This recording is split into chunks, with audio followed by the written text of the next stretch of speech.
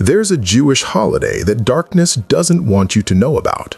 Not because it's mystical, not because it's secret, but because it exposes the one thing demons can't defend against: the principle of reversal.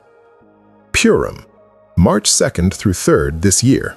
And on the surface, it looks like the most ridiculous celebration in the Hebrew calendar. Grown adults dress up in costumes, make noise, get drunk, eat cookies shaped like triangles. The church skips right over it. Pastors never preach on it. But buried in the book of Esther is a warfare weapon so potent that when you understand it, every plot against you becomes the thing that destroys the plotter. Stay with me.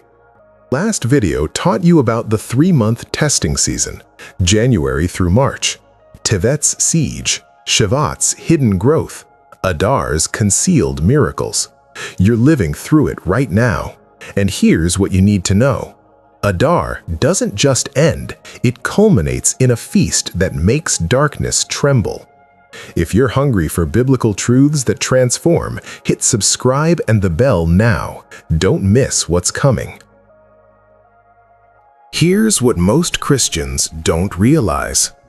The book of Esther is the only book in the entire Bible where Yahweh's name never appears. Not once. No God said, no the Lord. No divine voice from heaven. Just a Persian king, a Jewish orphan girl, a genocidal plot, and a series of coincidences so perfectly timed they defy natural explanation. The rabbis understood something we missed. Purim is the feast of hidden providence. It's the holiday that celebrates Yahweh's invisible hand, orchestrating events through what looks like luck, timing, and human decision-making. And that's exactly why darkness hates it. Because when you understand the pattern revealed in Purim, you stop looking for the obvious miracle and start recognizing the hidden one. You stop demanding that Yahweh announce himself with signs and wonders, and you start trusting that he's moving behind every closed door, every delay, every coincidence that positioned you exactly where you needed to be. And here's where it connects to what you just walked through. Remember your January to March testing season? Tevet's siege, Shavuot's underground growth, Adar's concealed miracles.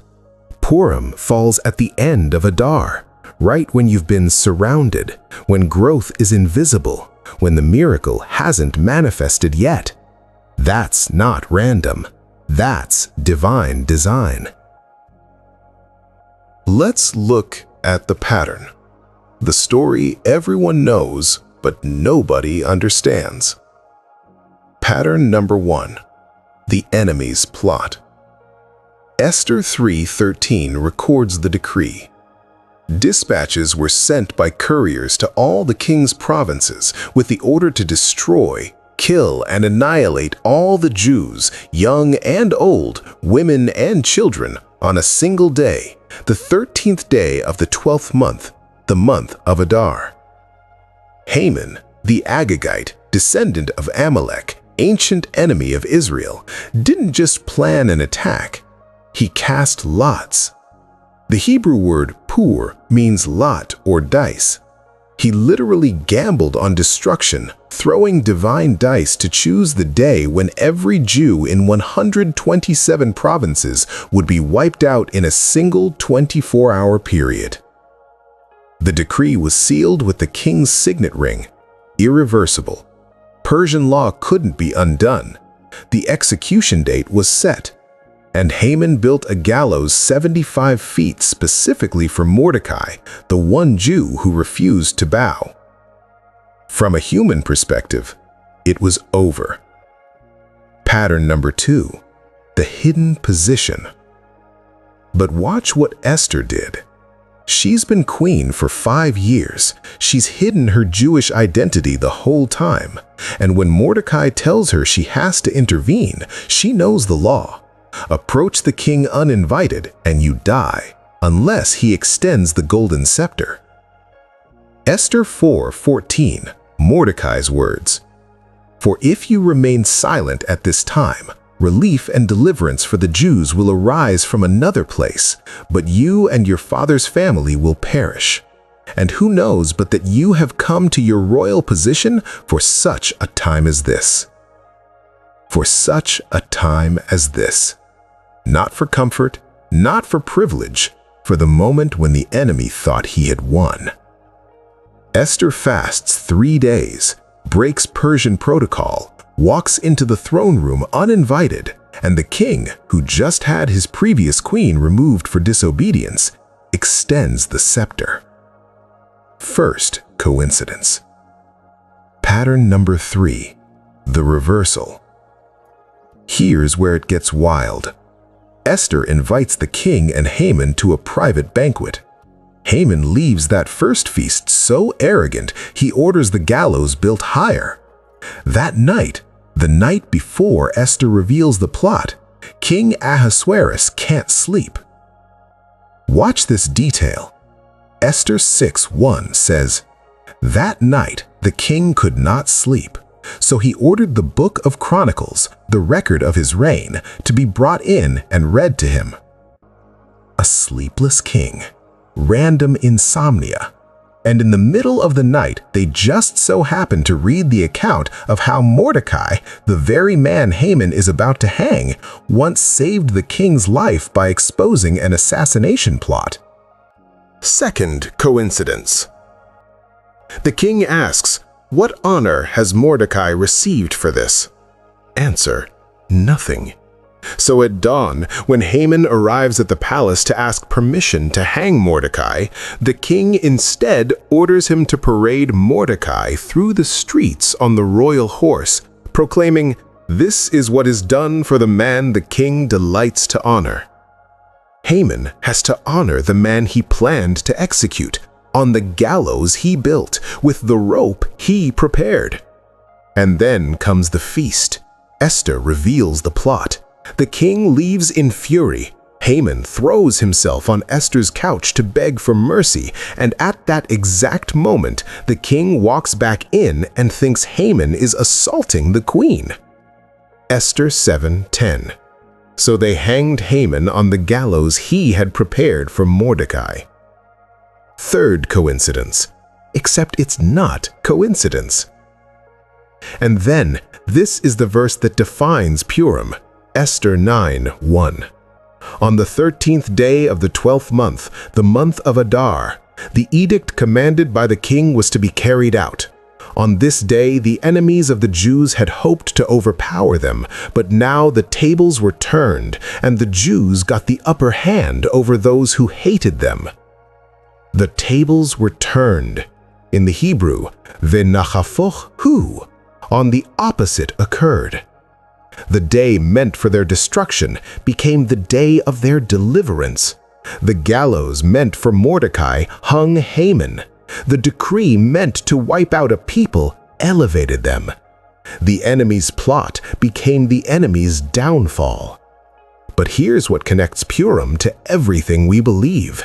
This isn't the only reversal in Scripture. Genesis 50:20.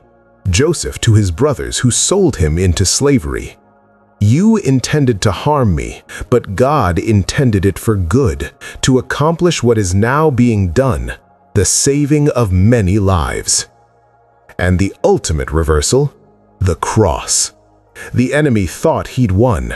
Messiah dead, buried, sealed in a tomb. But the weapon Satan used to kill the Messiah became the very means of salvation. Death swallowed up in victory. The grave reversed. Resurrection morning. Here's what Purim reveals the darkness doesn't want you to understand. When you're positioned in Yahweh's purposes, the deeper the plot against you, the greater the reversal. Not because you're special, not because you manipulated outcomes or spoke things into existence, but because Yahweh specializes in hidden providence, orchestrating events through what the world calls chance, timing, coincidence. He doesn't need to announce his presence with thunder and fire. He moves through a sleepless king, a brave queen, a perfectly timed conversation. And when the enemy plots your destruction, when Haman builds the gallows, when the decree is sealed, when the date is set, Yahweh is already arranging the reversal. This is why darkness fears Purim, because it proves that no weapon formed against you will prosper, not just because it will fail, but because it will turn back on the one who formed it. Romans 8:28 wasn't written in a vacuum, and we know that in all things God works for the good of those who love Him, who have been called according to His purpose. That's not feel-good theology, that's Purim theology. All things, even the enemy's plots, are worked together for good when you're in covenant with Yahweh. Now here's the distinction we need to be crystal clear about. This isn't karma. This isn't the universe balancing itself. This isn't what goes around comes around. This is covenant relationship. When you're aligned with Yahweh's purposes, like Esther, like Mordecai, like Joseph, the enemy's weapons become your deliverance. And in March 2026, when Purim falls on March 2nd through 3rd, you're going to remember this. The plot is not the end of the story. The plot is the setup for the reversal. So how do you live in Purim faith? How do you trust the reversal when you're still surrounded, when the decree feels final, when the gallows are built? Step 1. Identify your Haman. Recognize the plot. Not a person, though there may be human agents, but the spiritual plot against your life, your family, your calling. What decree has been issued against you? What's the voice saying, "It's over, it's sealed, there's no way out"? Is it a diagnosis, a lawsuit, a betrayal, a financial collapse, a relationship broken beyond repair? Write it down, because you can't trust the reversal until you acknowledge the plot. Step 2. Position yourself like Esther for such a time as this. Esther didn't manipulate her way into the palace. She was positioned, orphaned, adopted, made queen before she knew why. Here's the question. What if you've been positioned for this exact moment? Not in spite of what you've walked through, but because of it. The siege season wasn't punishment, it was positioning. The hidden growth wasn't abandonment, it was preparation. Esther 4:14 means Yahweh doesn't waste your pain. He positions you in it. So stop asking, "Why is this happening to me?" and start asking, "What am I positioned to do that I couldn't do if this hadn't happened?" Pray like Esther prayed. 3 days of fasting. Not begging for outcomes, surrendering to Yahweh's will. I will perish, but I'm walking into this throne room. Step 3. Watch for the reversal. Trust the hidden hand. This is where faith gets tested, because the reversal doesn't happen on your timeline. The king couldn't sleep the night before Esther's second banquet, not 3 weeks earlier when it would have been convenient. Divine timing is rarely convenient, it's always perfect. So you watch for the coincidences, the sleepless nights, the chance conversations, the door that opens when every other door slammed shut, the delay that saves your life, the betrayal that exposes the real enemy, the job loss that forces you into your calling. Yahweh's name isn't written in your story either, but His fingerprints are everywhere. Start keeping a journal, not of prayer requests, but of reversals in progress. When something happens that could be coincidence but feels like providence, write it down. By the time Purim arrives on March 2nd, you'll have evidence that Yahweh has been orchestrating your deliverance all along. The gallows are being built, but so is the reversal. Trust the process. Watch the hidden hand. The opposite is about to occur. Drop a comment right now. Type reversed if you're trusting Yahweh to turn the enemy's plot into your deliverance. I read every single one and I'm praying over your situation. Or share the plot you're facing. You don't have to give details. Just type siege, betrayal, diagnosis, financial, whatever it is. Let this community pray with you. Because Purim isn't just a celebration of what Yahweh did, it's a declaration of what He's doing. Tap that like button if this just shifted how you see your struggle. Share this with someone who's given up because the decree feels final. They need to know the opposite is about to occur. Hit subscribe and smash that bell so you never miss when we uncover another Hebrew calendar mystery. We're not done with 5786 yet. Want to go deeper into intimacy with Yahweh? I put together a free guide, 7 hidden names of God. Each one unlocks a different dimension of His character and will show you how He meets you in the darkest seasons. Grab it in the description or check our latest community post. It's completely free. Listen, the enemy thought he had you. He thought the decree was final. He thought the gallows were built and the date was set. But he doesn't understand the calendar he's operating in. He doesn't know that Adar ends with Purim. He doesn't know that when Yahweh moves, the opposite occurs. March 2nd through 3rd, 2026, Purim. Remember the reversal. Trust the hidden hand. Watch for the sleepless king, the perfectly timed revelation, the gallows that hang the plotter instead of the righteous. You're not fighting to make the reversal happen. You're positioned to watch it happen. Subscribe and hit the bell to join us as we keep digging into Yahweh's mysteries. The plot is not the end. The reversal is coming.